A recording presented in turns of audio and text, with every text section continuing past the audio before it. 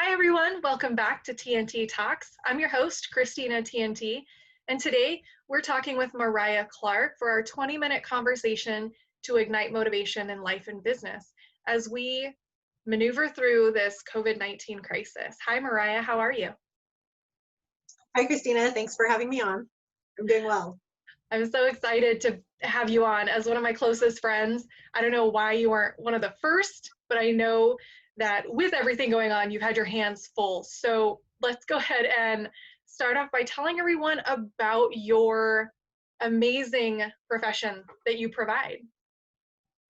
So my business is Empowering Sexuality, and I've been a sexual wellness advocate for the past 10 years. And I help my clients discover and rediscover their sexuality and their bodies and enhance their relationship with themselves and their partners. And I do that by coaching them through their struggles in intimacy, and then I partner with Pure Romance Products to help provide those intimacy products to my clients. That's amazing. 10 years. And I think we've known each other for 10 years through that too. Yeah. And being familiar with what you do, a lot of that was one-on-one consultations and group educational settings. And since we've been under quarantine, how has that, I mean, obviously that's had a huge effect on what you do and what you provide. How have you transitioned? It definitely has had a huge effect. Before COVID-19 started, I was working outside of the home as well as an office manager at a gymnastics facility and kind of doing the double duty of working outside of the home and then also running my business. Since COVID-19, obviously the gymnastics facility did have to close down temporarily. So I've really refocused on my business, and even though I'm not able to do those in-person consultations and the in-person group education settings, I've been able to service my clients maybe even a little bit better because I'm able to focus more time on those individual contacts, whether it's through text message, Facebook message, quick phone call, or even a video chat. Yeah. Are people taking well to these alternative ways to communicate? Yeah, my clients have really enjoyed knowing that they can get a hold of me. And it's not, I don't have to kind of juggle the two different jobs with a job and a business. And I've been able to give them a little bit more of my full attention. And through having to create schedules, because I do have 3 young kids at home, because I became a homeschooling mom, overnight, basically, I had to put in place some schedules. And so my clients have gotten used to me telling them, okay, I'll get back to you during office hours tomorrow because I'm helping my kids right now, and they really responded well to that. And I think that a large part of that is that everybody's kind of used to, they know that they're dealing with that in their lives. And so they see me as a real person as well. Yeah, authenticity, I swear, is one of the words of the year, and just really being real. And this has forced us into seeing everyone in their real life. Celebrities, our politicians, everything is just, we're all on camera now, and it's been interesting. I want to talk about your home life for a moment, if that's okay. You mentioned having 3 kids, and I know that a lot of my audience are parents and dealing with this change of everyone being home together at once. And you are very involved in your community with your children, going to classes and events and things like that. But all of that was taken away. So how are you getting by? It's been a huge shift. There have been definitely a lot of added responsibilities and then shifting responsibilities because, like you said, I was one of those typical overscheduled moms, overscheduled families. And it wasn't until COVID-19 that I really realized that, and that, it's kind of forced us to reevaluate and look and go say, does this really fit what we want for our family? Yeah, it's great to have the kids in 3 different extracurricular activities, but if that means we aren't spending any time at home, what does that mean? Because since COVID-19, we're home every night during the week. We spend more time watching movies together. We spend more time playing board games together. You know, my kids and I have been walking almost 2 miles every day during the week. And that wasn't something that was part of our life before. And so it's actually been kind of a blessing and a shift toward a positive change, because, you know, we were overscheduled, and I thought I was doing what we should all be doing, and, you know, getting my kids out there and getting them socialized and active. And, you know, I definitely missed that balance. And so this is definitely shifting my view back towards, you know, where is that balance and what does it look like for our family? Yeah, that's nice that you see the positivity from this. I know, myself included, it's been a struggle sometimes realizing and not just looking at all of these things that have been taken away and that we can no longer do, but turning to see what it's provided us. And now we have these other gifts, this time together, and really seeing what's important for our family, for our future. What is it going to look like moving forward? Have you guys decided? I know you were kind of thinking about doing some homeschooling possibly, and this by no means is homeschooling. It's not similar at all, Yeah, but it is an introduction in a sense. Is that something you're still considering? So we did make the decision, I think probably about 2 weeks ago, that we are going to homeschool all 3 kids for at least the next school year. Just with all of the uncertainty about what school is going to look like, and, you know, what to expect and what expectations will be put on my kids, I just figured, you know, I have my master's in education. I have a teaching background.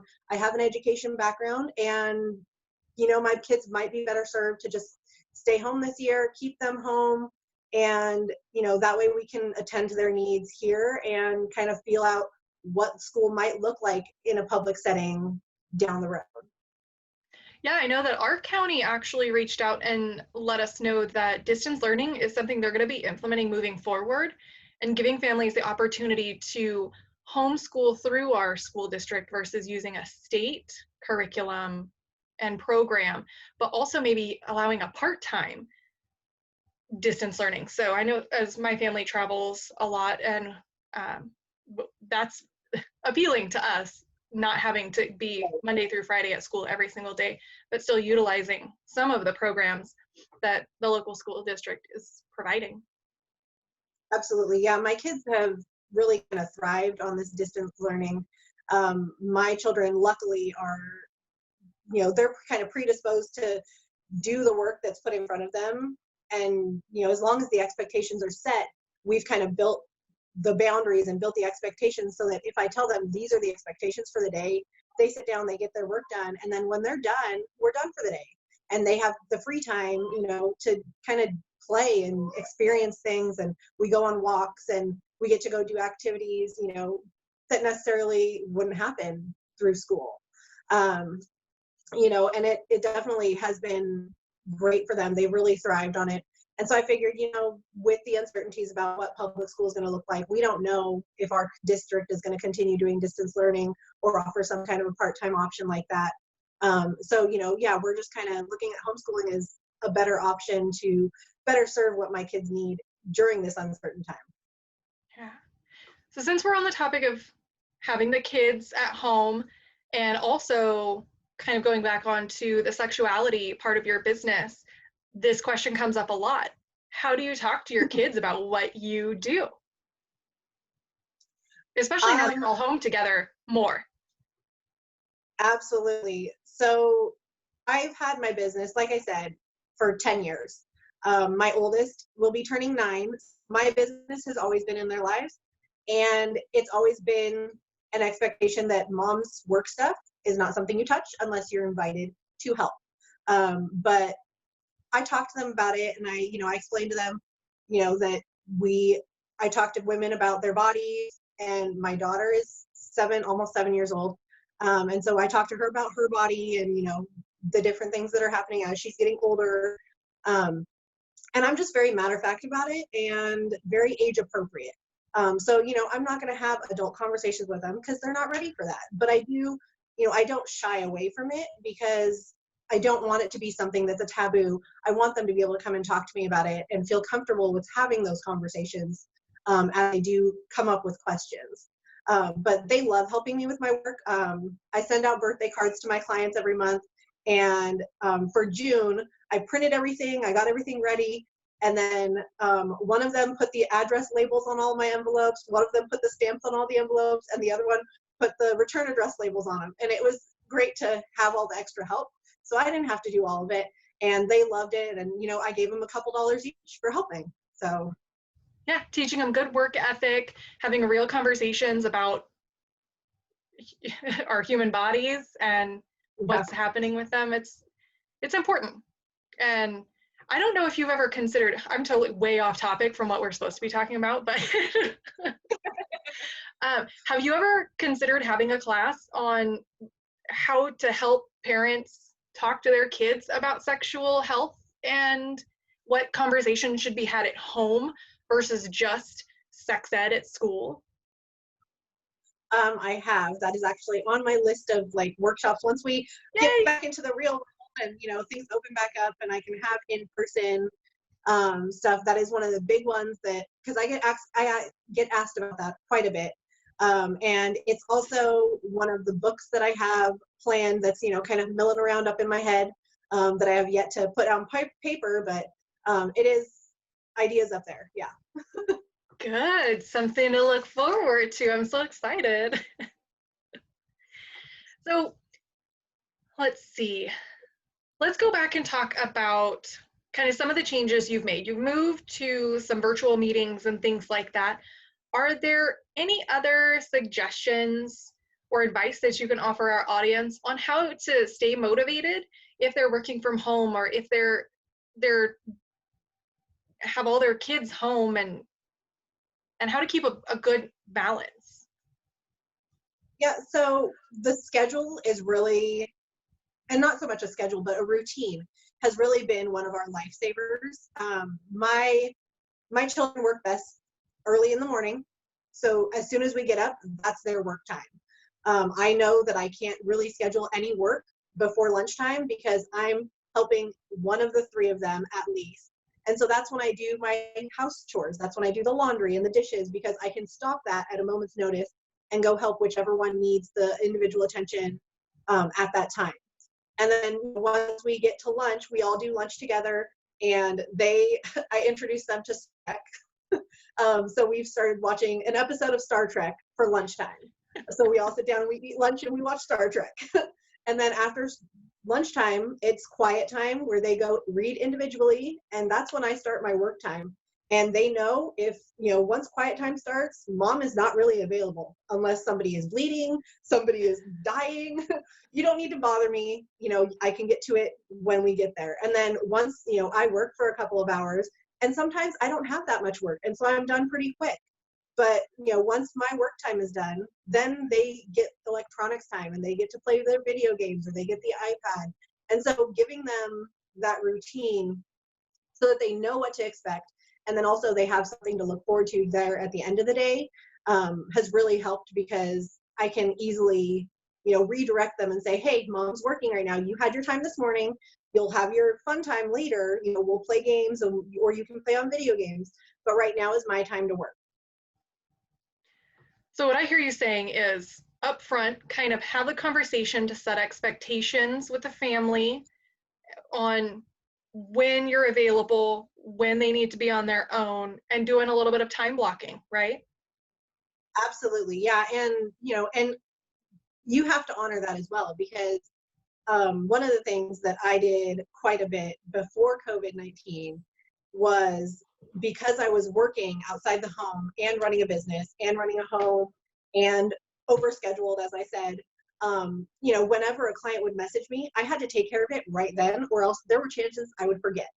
It would get buried under the priority list of things that I had to do that day, and I would forget.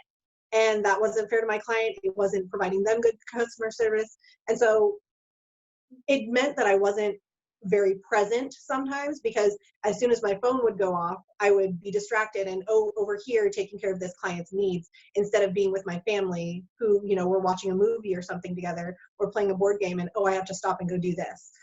So it's definitely helped me to be more present, and then, honoring my own boundaries and expectations that I set with the family, and, doing that myself and telling my clients, hey, this isn't office hours. I'll get back to you when I'm in the office. That's really good, because I know that was something I've struggled with too, is honoring that I said I'll be done at 4 and then I'll come out and do something.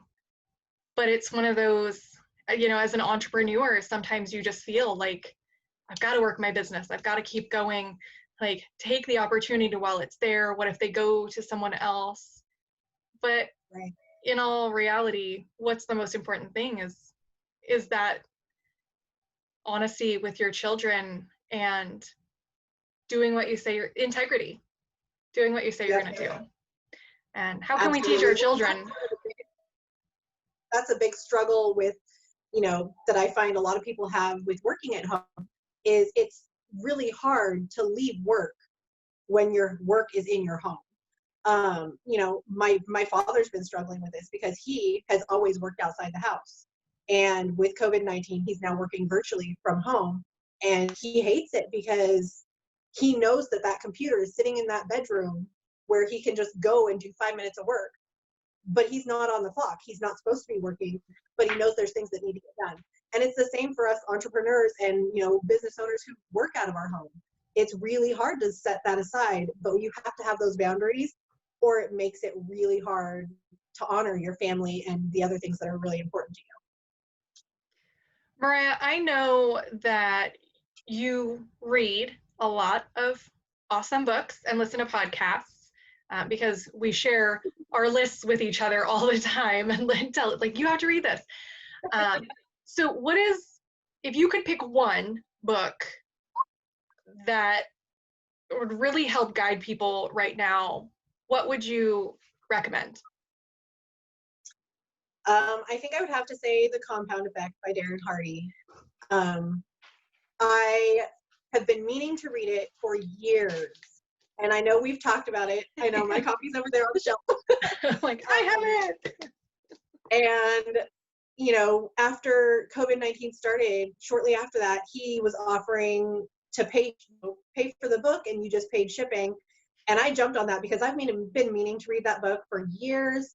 And I'm so glad I did. I mean, it definitely, I knew the concepts behind it because he was a speaker at one of our conventions several years ago. So I knew the concepts behind it, but reading it and being able to implement it step by step really has helped through this situation that we're going through. And, I read through it, I read through it twice. The first time I just read straight through it. And then the second time I read through it, took my notes, and then step by step implemented the action steps as I got to them. Yeah, I 100%. I know this book was brought up in another interview, and it's one that I read every year. Because, like you said, it's important to implement what you're reading, not just reading through it. So, absolutely. And he also provides, Darren Hardy, the author of this book, provides a free motivational message that goes out every day of the week called Darren Daily. So I highly recommend anyone watching to subscribe to that. I was at the conference that Mariah was at when we saw him speak live, and it was life-changing. It was one of the only times I've ever seen my husband on the edge of his seat, if it wasn't a sporting event, and just in awe of this man. And Darren will definitely make a difference in your life, for sure. Yes, I love Darren Dailies. It's definitely, that's the first thing I do before I even get out of bed in the morning. I wake up, I do my meditation quickly in the morning, take my few minutes to myself, and then I put my Darren Daily on while I get up and brush my teeth and start my morning. Yeah, awesome. Mariah, thank you again so much for taking time to spend with us today and providing some inspiration for our audience.